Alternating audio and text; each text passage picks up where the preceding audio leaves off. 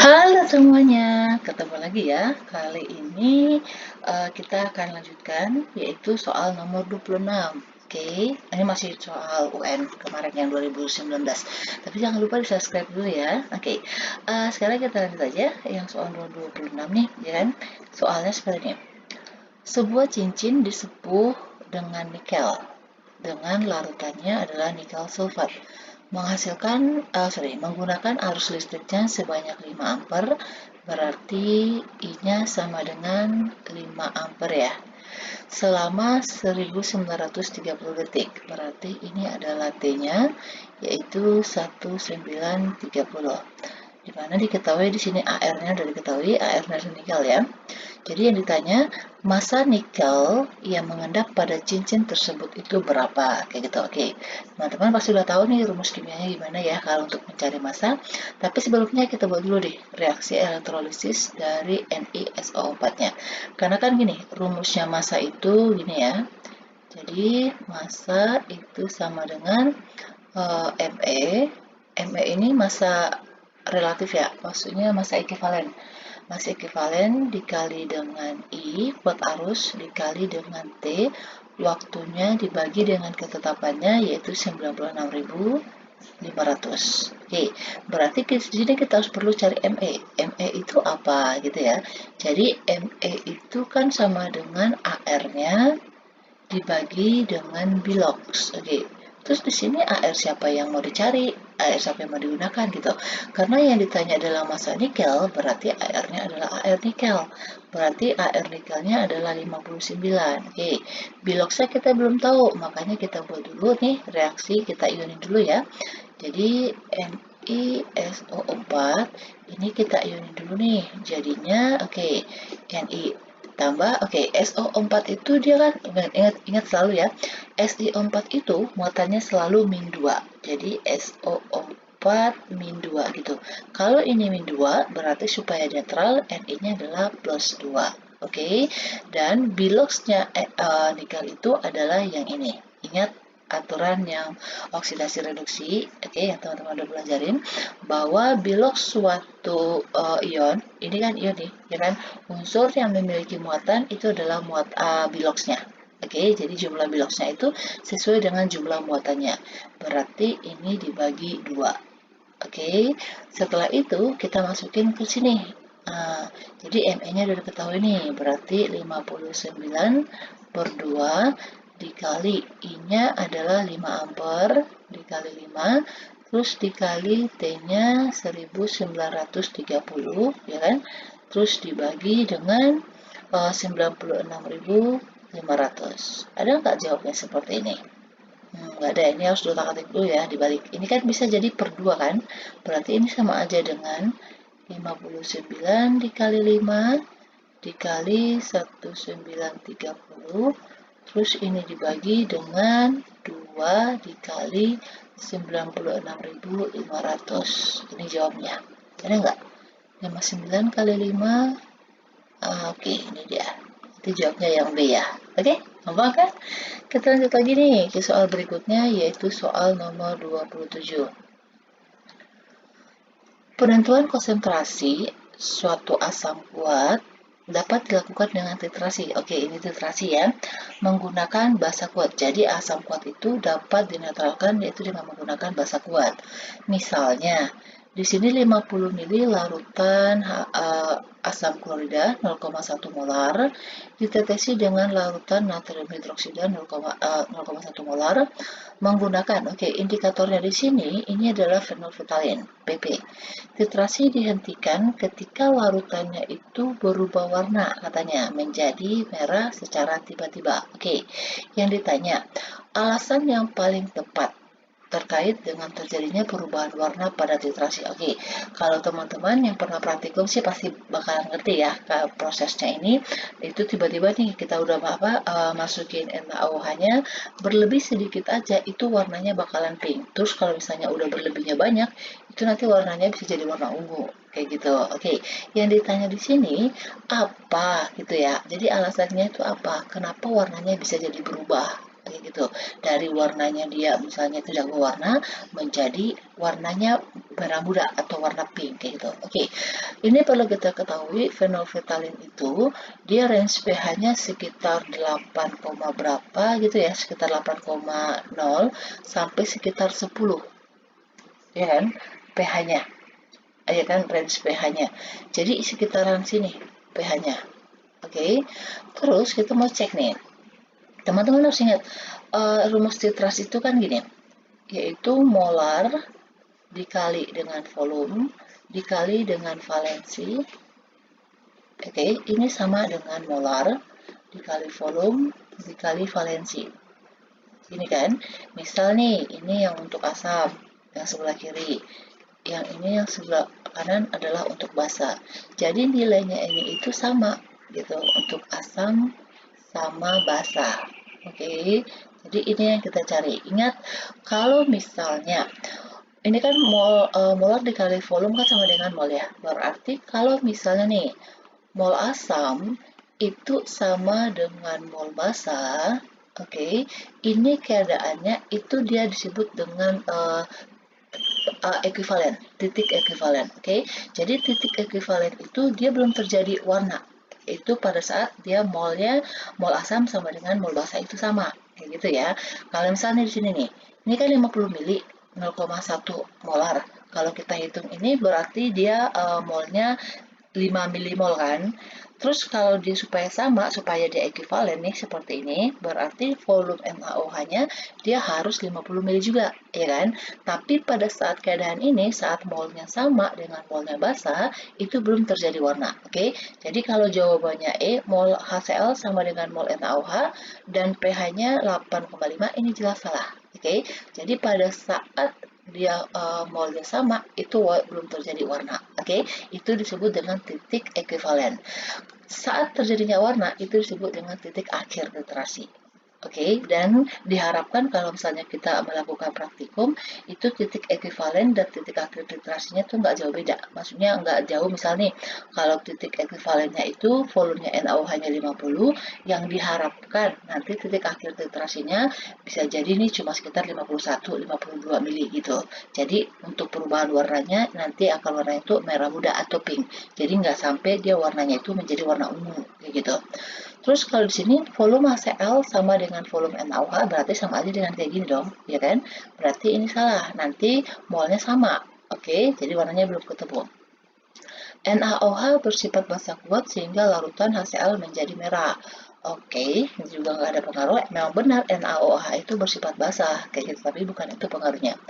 Larutan indikator PP akan memberikan warna merah pada larutan asam. Iya, dia benar akan memberikan larutan, tetapi kita lebih spesifiknya bukan itu. Nah, ini dia. Jadi pada saat volume NaOH berlebih, maka larutannya itu berubah menjadi warna merah muda. Ini yang paling tepatnya. Jadi ini yang tadi yang saya sebut dengan titik akhir titrasi.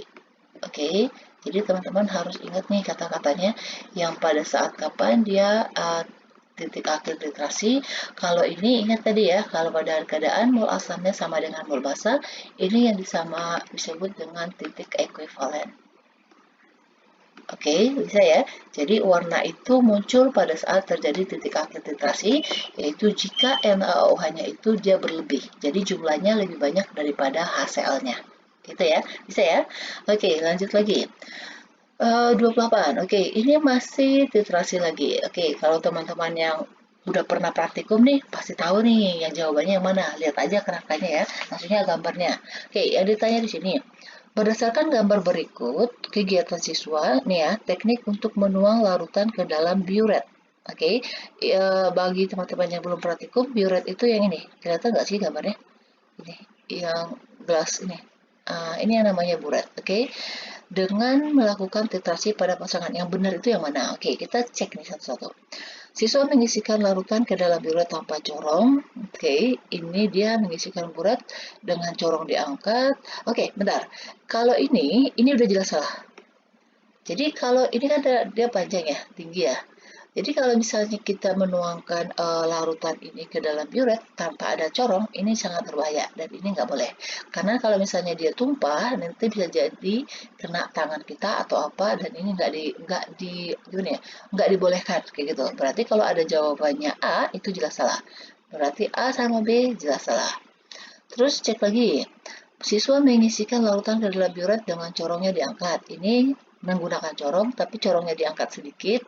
Oke, kalau yang ini siswa mengisikan larutan ke dalam biuret tanpa corongnya diangkat. Oke, ini yang paling tepat itu adalah yang dua. Karena kalau misalnya kita menggunakan corong, corongnya itu harus dikasih harus diangkat sedikit supaya memberikan udara. Nanti kalau misalnya kita masukin larutan yang ini, yang dari gelas kimia, dia lancar. Jadi nggak ada kayak bluber-bluber gitu. Oke, berarti yang nomor 2 benar ya. Kalau 4 sama 5 nih, siswa melakukan titrasi dengan posisi tangan seperti gambar. Oke, siswa melakukan titrasi dengan, oke, perhatiin ya, kalau teman-teman yang udah praktikum pasti udah tahu deh jawabnya mana. Oke, jawabnya adalah yang nomor 5 nih. Kenapa yang nomor 5? Karena ini, saat kita menuangkan larutan yang ada di biuret, yang ini ya, ditetesin, yang kita buka kerannya, dengan itu, dengan maksudnya, dengan waktu bersamaan, kita harus nih, harus mengocok larutan yang ada pada air lembayernya. Jadi harus diaduk kayak gitu loh. Jadi supaya dengan seiringnya waktu ini netes nih dari biuretnya, terus kita mengaduknya. Oke, supaya pada saat ini kita nggak miss, maksudnya nggak kelewatan nanti pada saat titik ekuivalen atau titik titrasinya. Nanti kalau misalnya kita nggak aduk, nanti bisa jadi nanti volume yang ada di biuret ini itu kebanyakan. Nanti warnanya bukan merah muda, jadi warna ungu. Jadi terlalu banyak volume yang kita berikan yang ada di biuretnya. Oke, jadi ingat ya, kita di saat kita membuka kerannya ini, yaitu masuk larutan yang dari biuretnya, di saat itu juga kita mengaduk mengaduk larutan yang ada pada air lemer ini. Oke, berarti yang paling tepat itu adalah 2 dan 5. Berarti jawabnya yang C. Oke, bisa ya? Lanjut lagi soal 29. Tetapan kesetimbangan KA, oke, tetapan kesetimbangan berarti diketahui KA-nya yaitu ini dari asam ini, oke, ini apa? Ini asam benzoat ya, yaitu 6 kali 10 pangkat min 5. Nilai pH yang dihasilkan jika 100 mili larutan asam benzoat 0,1 molar dicampurkan dengan 50 mili kalium benzoat 0,1 molar. Oke, kalau ini teman-teman tahu nggak ini apa? Kalau kita mau ngitung pH-nya. Ingat ya, ngitung pH itu ada beberapa cara. Kita cek apakah dia buffer, apakah dia hidrolisis, atau apa, kayak gitu. Kalau ini, oke teman-teman perhatiin, ini kan asam, ya kan? Ini asam, dan ini termasuk asam lemah. Sedangkan yang ini, oke, ini asamnya, ini basah, berarti ini adalah garam. Oke, berarti kalau ada asam dan garam, ini adalah good. Ini adalah buffer. Oke, ini adalah buffer asam. Berarti teman-teman ingat dong untuk menghitung buffer itu adalah H plus karena dia buffer asam ya, sama dengan Ka konstantanya ini, ya kan yang diketahui dikali mol asam dibagi dengan mol garam. Oke, berarti kita harus cari dulu nih molnya. Di sini kan diketahui bahwa dia 100 mili 0,1 molar. Berarti kita cari molnya. Oke, ini kita pakai milimol atau mol, terserah ya. Kita hitung molnya, mol dari benzoatnya yaitu nih, kalau cari mol ada volume sama molar berarti molar dikali volume, ya kan? Molarnya 0,1 sedangkan volumenya ini ingat ya kalau misalnya teman-teman mau jadikan dia mol berarti ini harus dijadikan ke liter. Tetapi kalau nanti teman-teman pengennya itu dia milimol, nggak apa-apa, ini tetap 100. Oke. Jadi ini 0,1 ya. 0,1 berarti setelah dibagi ya jadikan 0,1 liter sama dengan 0,01 mol. Oke, sekarang kita cari molnya dari nih. Oke, kalium benzoatnya yaitu C6H5 MOOK. Oke, pakai rumus yang sama ya. Berarti molar dikali volume. Oke, molarnya 0,1. Oke, 0,1. Volumenya, oke, ini 50 mili. 50 mili kita jadikan ke liter, berarti dibagi 1000 ya. Berarti 0,05. Berarti ini dapatnya 0,005. Oke, ini yang saya maksud ya. Kalau misalnya teman-teman jadikan ini dia dalam bentuk milimol, nggak masalah. Karena kenapa? Ini nanti bisa kita coret di sini milimolnya. Jadi angkanya nggak pakai koma-koma seperti ini. Oke, jadi masalah nih. Ini kan tadi kita konversi ya dari mili menjadi liter.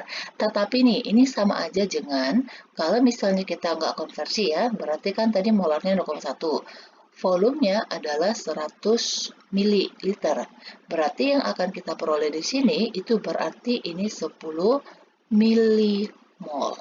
Oke, kalau ini berarti 0,1 molarnya tadi dikali 50 mililiter, berarti ini sama dengan 5 milimol. Ini. Jadi kalau angkanya dia puluhan gini, maksudnya nggak koma kayak gini kan teman-teman lebih gampang nih ngitungnya, ya kan? Jadi bisa nih pakai gini. Nanti kalau misalnya untuk cari massa, berarti tinggal convert aja gitu. Oke? Ya, KA-nya adalah 6 kali 10 pangkat 5. Kita masukin aja ya. 6 10 pangkat 5 dikali, oke kita pakai angkanya ini aja ya, supaya nanti perhitungannya lebih gampang. Mol asamnya, ini tadi yang asam, yaitu 10 milimol. 10 milimol dibagi dengan mol garamnya adalah 5 milimol. Oke, jadi kalau kayak gini kan dia lebih mudah nih ngitung angkanya. Ini kan coret nih, bakalan hilang. Ini dibagi dengan ini 2. Oke, berarti hasilnya sama dengan 12 dikali 10 pangkat min 5. Kalau kita jadikan 1,2 berarti 1,2 dikali 10 pangkat min berapa nih? Min 6 ya? Min 6 atau 4? Min 4 ya. Oke. Nah, di sini kita mau jadikan dia apa? Jadi pH-nya, cari pH-nya. pH-nya itu kan kalau udah ada H+ kan tinggal dilogkan aja ya. Jadi pH sama dengan min log konsentrasi H+, ya kan? Berarti sama dengan min log 1,2 dikali 10 pangkat min 4. Oke, ini minus ketemu dengan minus, dan 4-nya positif, berarti 4, ya kan? Baru dikurang dengan log 1,2. Ada nggak jawabnya? Ada nih, berarti jawabnya yang B. Gampang kan? Oke, next lagi, soal yang terakhir, soal 30. Perhatikan tabel larutan garam persamaan hidrolisis yang ini. Ini berarti yang hidrolisis ya. Oke. Kita cek data yang berhubungan yang paling benar. Oke. Kalau ini ya, kalau teman-teman perhatikan nih yang larutan garamnya yang ini. Oke. Teman-teman ini kan dikasih rumus apa namanya ya. Jadi kalau teman-teman udah tahu nih yang mana aja yang basa kuat, mana yang asam kuat, dengan sendirinya teman-teman pasti bisa nih cepat gitu. Oke, kita buat ya. Nomor 1 ini magnesium fluorida, berarti rumus kimianya adalah MgF2. Aluminium klorida, rumus kimianya adalah AlCl3. Kalsium karbonat berarti CaCO3. Kalau amonium sulfat berarti NH4 2 kali SO4. Sedangkan kalau amonium asetat berarti NH4 CH3COO. Gitu. Oke, ingat kalau dia hidrolisis ya kan, ion yang bisa bereaksi dengan airnya itu adalah ion yang berasal dari asam atau basa lemah. Tetapi kalau dia berasal dari kuat, itu dia nggak bakalan bisa terhidrolisis. Oke, nah kita cek di sini. Ini kan magnesium fluorida ya, berarti ada Mg-nya. Mg ini termasuk kuat atau lemah? Oke, ini lemah. F ini juga dia lemah, asam lemah. Berarti di sini dikatakan Mg-nya bisa mengalami, oke, maka menghasilkan H+, pH-nya lebih dari 7. Oke, enggak. Itu salah ya. Kalau ini AlCl3, berarti Al itu berasal dari basa lemah ya. Al-nya berarti bisa bereaksi, oke, bisa menghasilkan, oke, benar. Nah, klorida itu kan dia asam kuat ya, ya kan? Nah, ini yang membuktikan bahwa pH-nya itu dia kecil dari 7. Ini kan lemah, ini kuat, berarti yang menang adalah yang kuat. Dan kalau teman-teman nggak bisa ini, cek aja nih, kalau dia yang muncul adalah H+, berarti itu adalah asam. Asam itu pH-nya kecil dari 7. Oke, berarti yang nomor 2 benar. Kalau yang nomor 3, nih, CaCO3. Ingat ya, Ca ini adalah basa kuat. Oke, berarti nanti pH-nya itu besar dari 7 dong, ya kan? CO3-nya ini berasal dari asam lemah, berarti dia bisa bereaksi dengan air. Ini yang muncul adalah OH-, berarti pH-nya besar dari 7. Oke, benar ya yang ini. Kalau amonium sulfat, ini salah. Ini sulfatnya ini kan berasal dari ion asam berasal dari asam kuat ya kan, SO4. Ini nggak bisa mengalami hidrolisis. Oke, dia salah. Amonium asetat ini bisa mengalami hidrolisis, oke, benar. Tetapi asetat itu di sini juga dia asam lemah, ya kan? Jadi ini nanti nilainya tergantung nilai Ka atau Kb-nya. Jadi kita nggak bisa menentukan langsung secara ini sama dengan yang ini tadi, nggak bisa. Jadi dia karena berasal dari yang lemah sama lemah.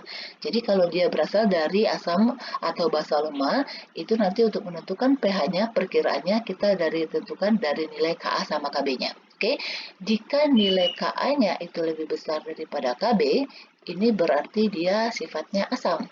Berarti pH-nya itu kecil dari 7. Tetapi jika nilai Ka-nya itu lebih kecil daripada nilai Kb, berarti ini nanti sifatnya basa dan pH-nya itu, pH-nya berarti dia lebih besar daripada 7. Oke, berarti jawaban yang paling benar di sini adalah yang B. Oke, teman-teman ingat ya.